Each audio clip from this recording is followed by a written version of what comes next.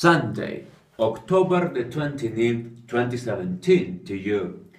On Thursday, executing President Trump's orders, 2,891 files related to the assassination of President John F. Kennedy were finally released. Let us hope that historians and social science researchers can make good use of this information.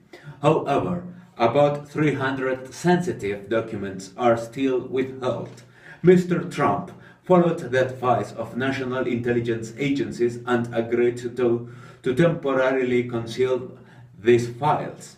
He promised today to release all these documents, but in the meantime conspiracy theorists will go on making up their concoctions as they have done since 1963. That said, I prefer to use imaginations to other situations, like the one which occurred one day later.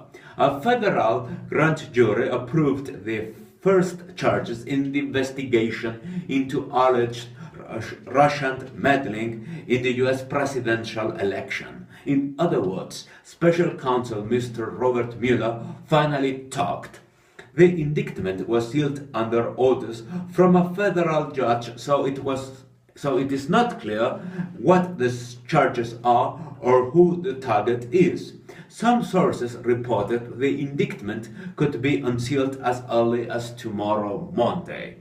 I want to remark two things. First, the grand jury's decision shows that the Kremlin's involvement in the US election was not, as Mr. Trump called it, a witch hunt, but it was something real. And here it comes the unavoidable speculation. What target could potentially inflict the most damage on the administration? Could it be Mr. Michael Flynn, an advisor to Mr. Trump's campaign and later on his national security advisor? Another candidate is Mr. Trump's former campaign manager, Mr. Paul Manafort. Only God and Mr. Mueller know what relevant information he has. By the way, in July, FBI agents raided his home in Virginia. Finally, there is another intriguing question. Please let me use bridge jargon. Will they play their trump card?